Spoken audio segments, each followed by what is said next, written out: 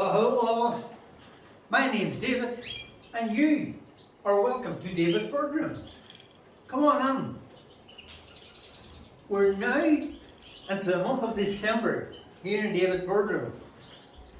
What I'm going to do this month, just give you a wee quick rundown on what's been happening during December and what I do here at Davidsbirdroom during December. As you can see,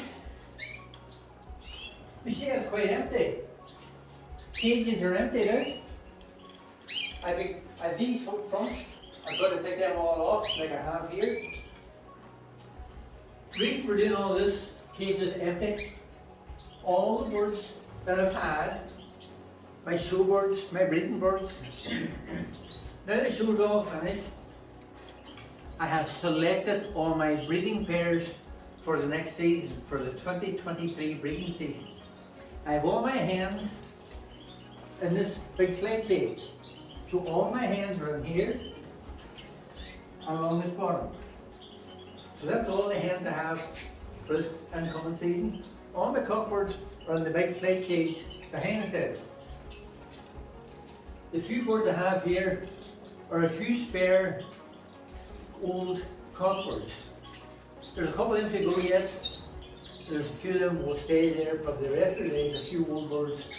Nice few birds, going to keep them. But everything else that I have in the shed will all be for my breeding season.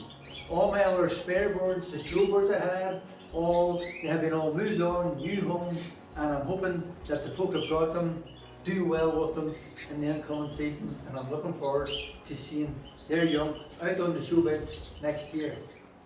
But anyway, what I do during December, I strip all my cages down completely. No birds will be in here over the next 3 months.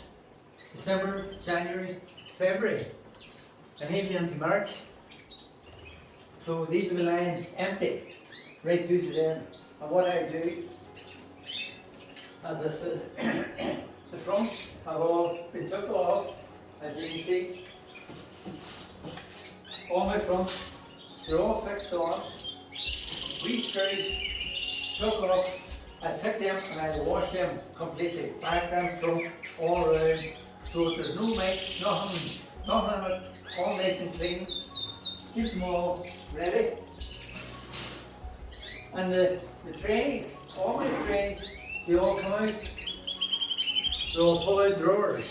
I have them all, they were all varnished, so if there's any wetness on them, it kind of stays on, doesn't soak into the camera, doesn't really mess the camera up. So, and also, I have them all numbered, so I know exactly whenever I take it out, what number belongs to what cage. So, they're all took out. This will all be took out, cleaned and washed, and let sit all winter. Basically, with doing that, that is my way of mite prevention.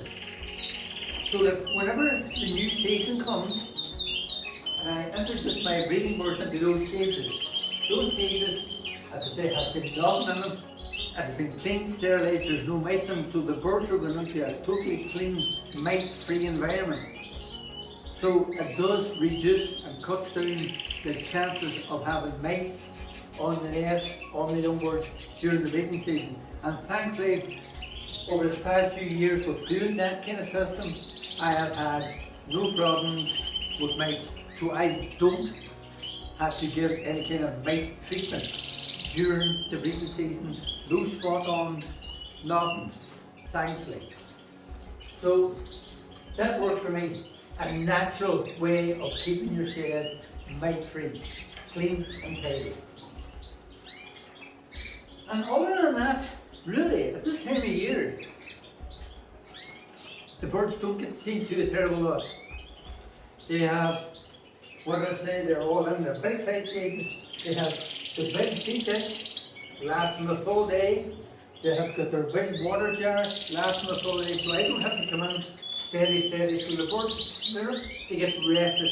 They're left alone and just get on with their days are shorter and they're happy enough. But as from here on in, you'll notice a little lifting in the daylight hours, and that's what brings us all into that way of going, brings the birds into condition, and that's what you're banking on. So at this time of year, if possible, give your birds as much room as they can to fly about during those winter months. Stop them from getting too fat, so whenever the breeding season comes around, they're nice and healthy. A good clean seed diet and fresh water. And they don't really need much else. Every now and again, I will give them a wee bit of my conditioned feed mix, just a wee small bit, probably once a week or even less, just as a wee treat during the week. So that's about it. Leave well alone, and we look forward to that incoming season.